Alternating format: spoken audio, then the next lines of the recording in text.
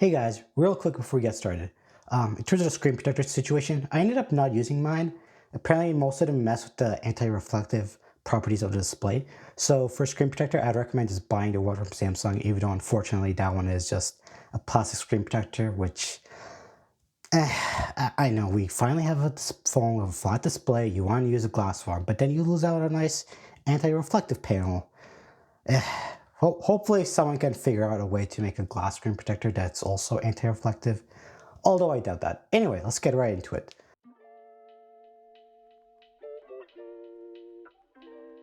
So here is my video on the pros and cons of the Galaxy S24 Ultra, and I'll tell you my final thoughts at the end of this video on what exactly I'm gonna do with this device.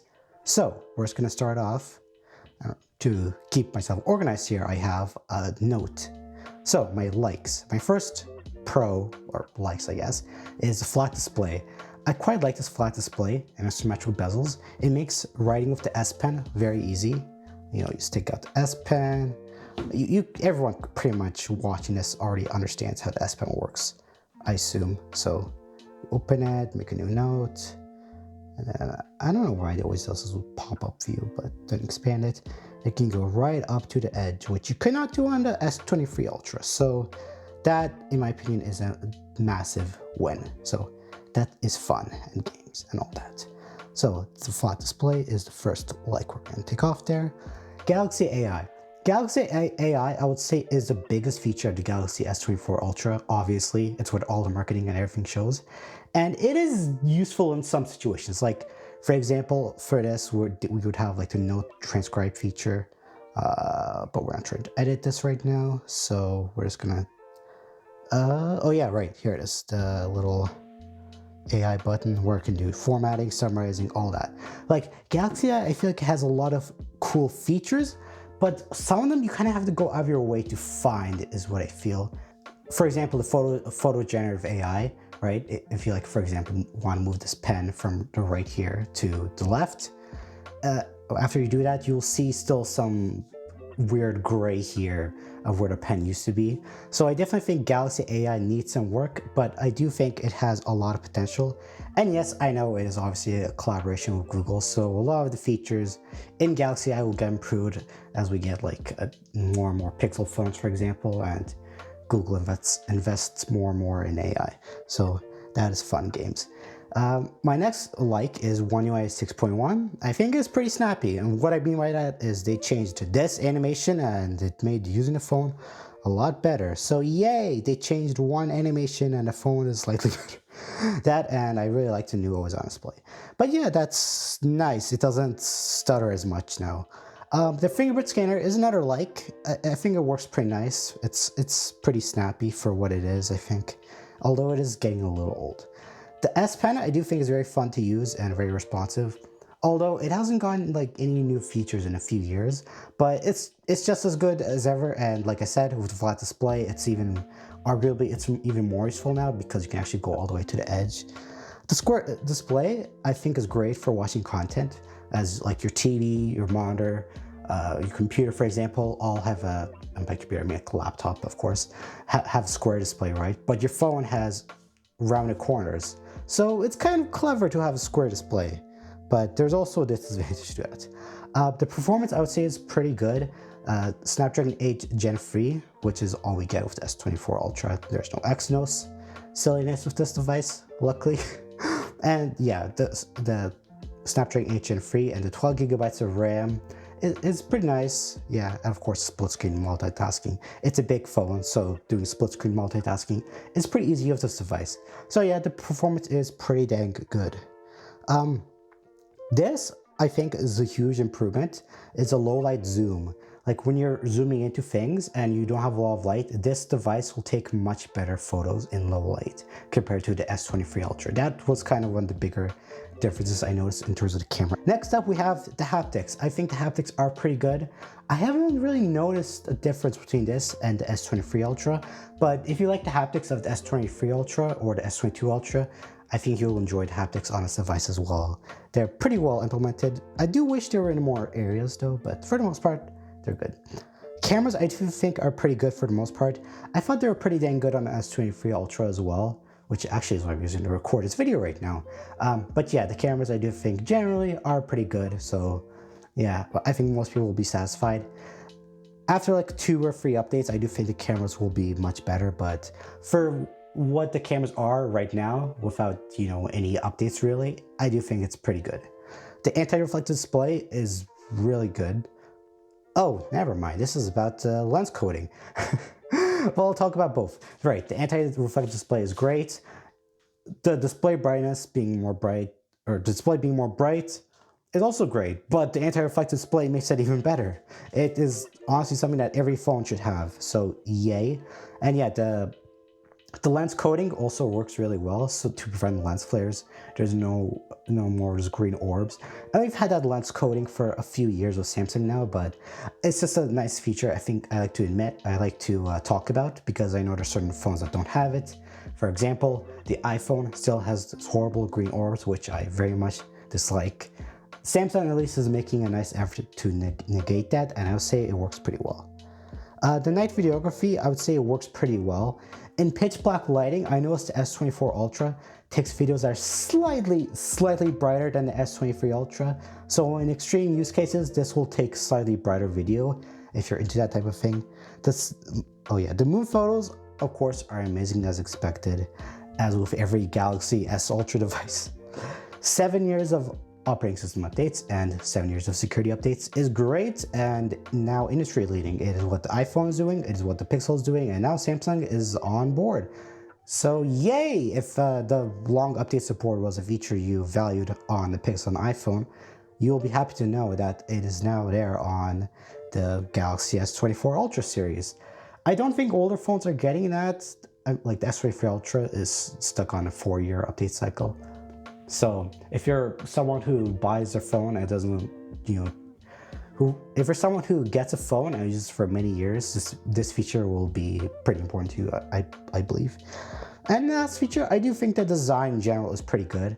You know, this nice titanium gray color we have this year, I do think looks really nice. And you can still see my device looks green or yellowish, but I promise you it is a much cooler tone than my terrible color calibration here. Yellow walls are annoying. But yeah, overall, those are my main legs. Mostly this year, it was about like the AI and a new 5x lens. Not too many crazy changes, you know, titanium. Those are like the 3 main things: the titanium, Galaxy AI, and a new 5x lens. Not a huge upgrade from the previous model. Mainly, like, this is what a lot of companies are doing, right? They're just focusing on AI. And makes sense, it is advancing very quickly. So it makes perfect sense that a company like Samsung would go ahead and invest in AI, right?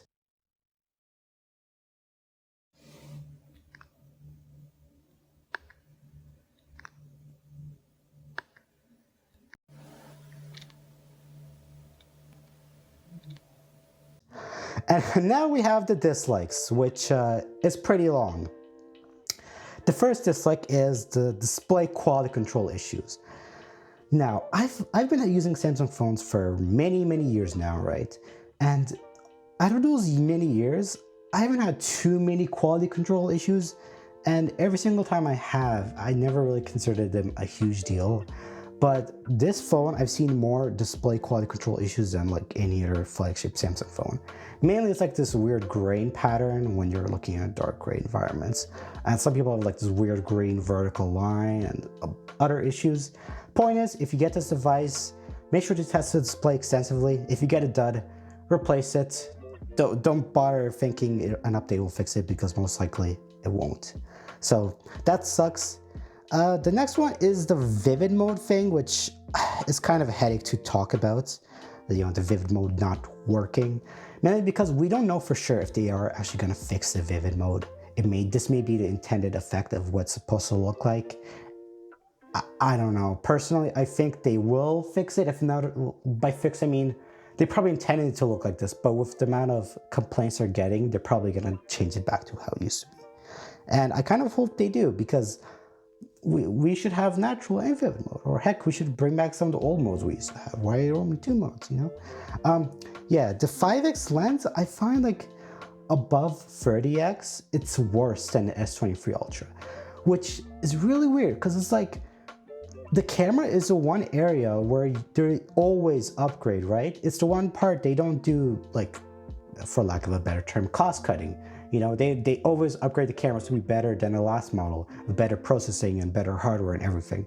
So for for them to use a 5x lens instead of the 10x optical we had before, we got better low light and better stability, but we lost out on the higher zoom quality. So that kind of sucks in my opinion. The next one, shutter lag. The classic shutter lag is still there on Samsung phones. Some people may say it's gone, but it definitely isn't. Unfortunately, just something I want to point that out there. If you very much dislike shutter lag on Samsung phones, it is still very much here on this device. And I doubt that updates will help it that much. Next up, yes, One UI still does have weird stutters and lags every now and then. It is much less than before, but it's still there. Every now and then you'll get a weird hiccup. Sometimes they fix it with updates, sometimes they make it worse. It is what it is. Sometimes it may get worse just from using the device over time. It's like luck of the draw, really. But I don't know. For me, most of the parts, I think it's fine for my usage. But yeah. The next one, I hate how we pay this much money for a device. Like this phone right here, without any discounts, costs $1,800 in Canada. $1,800. Do you know what $1,800 can buy you? A lot of things. But yes, for $1,800, we don't get anything. We don't get a charger, we don't get a screen protector, we don't get a case. All we get is a phone, a SIM jack tool, and a little piece of paper they throw away. It is annoying, but Apple does it, so Samsung does it too. Yeah. Next one, I want more S Pen features. For example, I wish the Air Actions and the Air View, like when you hover over certain things, it'll show like a little pop-up. I wish these features could be implemented in third-party apps rather than just Samsung apps. So I do find that a little bit annoying, especially considering the fact that we've had the S Pen for about a decade now, maybe longer, and it still doesn't feel like it's fully implemented in apps aside for Samsung apps. So this one is like a weird wish list of mine. I wish we could use this as a mouse, like if you're using Samsung Dex and you like hover over it, it would show like a mouse, kind of like, you know, the Wii remote cursor. I mean, it kind of does it, but I mean like from a distance, not up close, just from a distance. You know, I think that'd be nice. Next one, this is sort of an example of the cost cutting, is the vapor chamber on this phone is now aluminum instead of copper. What does this mean? It means that it's less efficient in terms of heat dissipation. It's worse. But even though the vapor chamber is larger, just something I want to point out. I saw someone on Twitter mention it, so I felt like pointing it out. Not a fan of that, but yeah, I don't really know why they chose to do that. Next one, the worst part of this Note design, this design we've had since the S22 Ultra, is these annoying sharp corners. They very much hurt. And I generally think Samsung should make these rounded. Keep the display square, just make these rounded. It might look a little weird, but I think it's the right way to go, you know? Like, square display, sure, but rounded corners so that it doesn't hurt your hands. I think they choose it to it, you know? It would look a little worse, but it'll feel nicer in the hands, which ultimately matters more than looks in my opinion. So yeah. The next one, again, something that has been very annoying since, oh man, I think since the Galaxy Note 20 Ultra, is that the speaker and the S Pen are on the left side. This is very nitpicky, but with how much we're paying for these devices, I would much rather they perfect the design, you know? And they do little tweaks every now and then. But this is something that I really wish they would do, is to move the speaker on the right side and S Pen on the right side as well. The S Pen used to be up here with the Note 10 Plus and the Note 9 and older phones. But because we have these giant cameras on the back, they are unable to do that. So they would have to do like a weird design where the cameras are horizontal again in order to accommodate for the S Pen, or move these cameras to the right side, which they could do, but it might look a little weird. But yeah, I do think they did a design compromise there. Same as the speaker. I don't know why they don't just move the speaker here. Probably internal space is an issue. But yeah, like when you're holding the phone, you cover the speaker up very easily. unfortunate, but it's been like that for a few years now. Next one, the haptics are terrible for notifications and ringtones. If you have this phone on a table, and if you have this phone in your pocket and you're using vibration for notifications, you may not feel that vibration too much. It's very annoying, and I think they should figure out something better. Have a stronger haptic motor maybe, or even just have two haptics. One that's like horizontal. The way we have it right now is like a horizontal motor that goes like this. Maybe have one that goes like this as well. That goes up and down, left and right. I don't know. This is something that they could do. Yeah.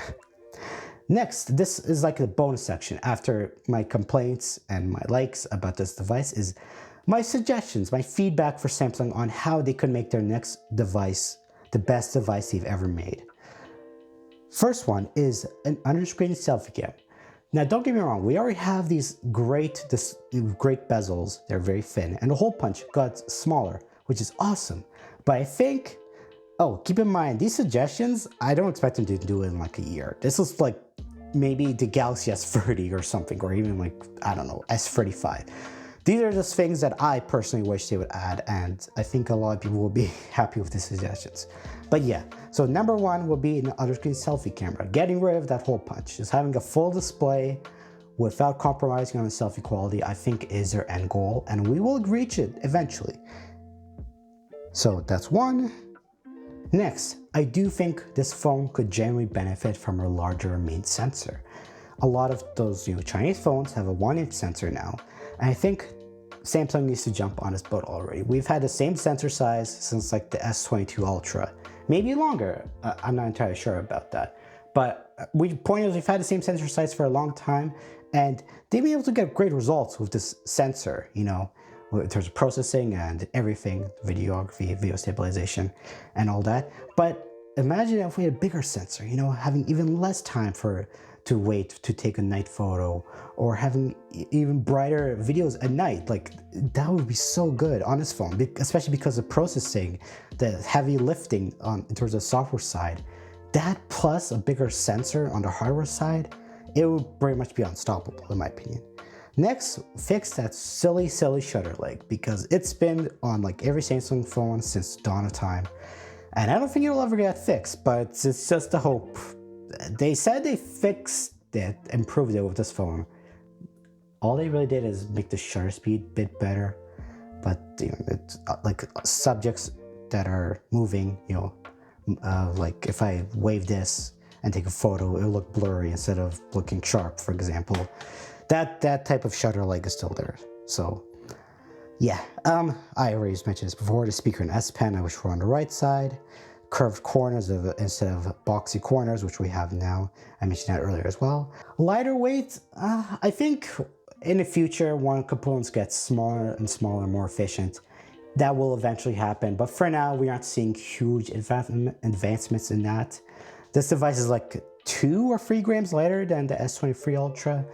So maybe it's not a huge deal. I wouldn't consider this device super heavy or anything, but I do wish it weighed less personally. But I'm sure Samsung's trying their best to make it weigh a little as possible. But yeah, just something that they could focus on, I think. Next is a bigger and better ultra-wide sensor. Maybe, because we've had the same like 12 megapixel ultra-wide sensor forever. I think if we had like a 50 megapixel or something, that'd be way nicer. Especially considering the fact that on this phone, the ultra-wide, triggers a lot when you're using the macro mode. Like when you're close to a subject, right? You're using the macro mode.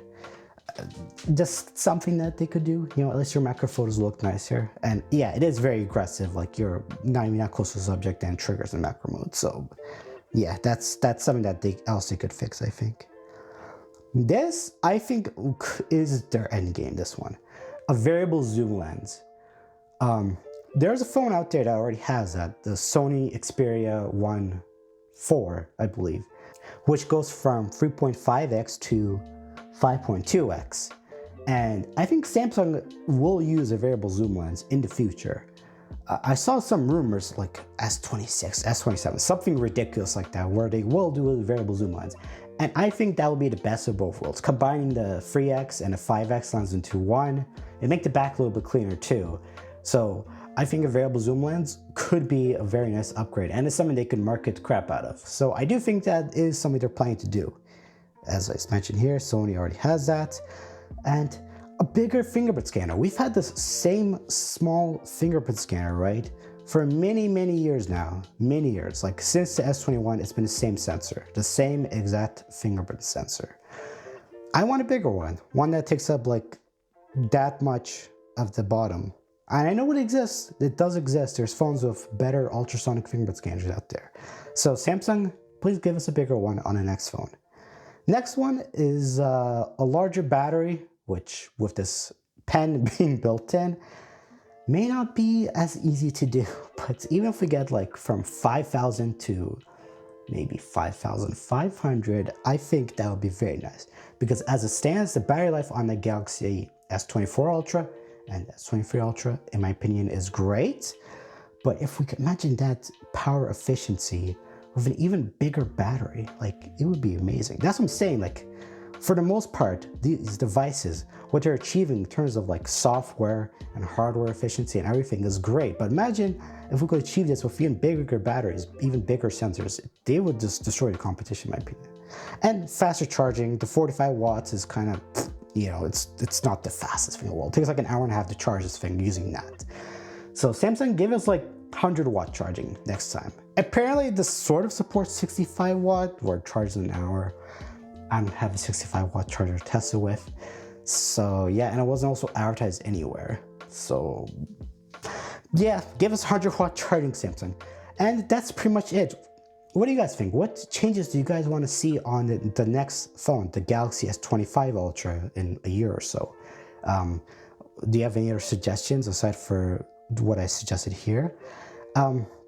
So to wrap up this video, I will be returning my Galaxy S24 Ultra and sticking with my S23 Ultra for at least another year or so, because I have that display grain issue I mentioned earlier, and because I genuinely don't think this phone is a huge upgrade from my Galaxy S23 Ultra.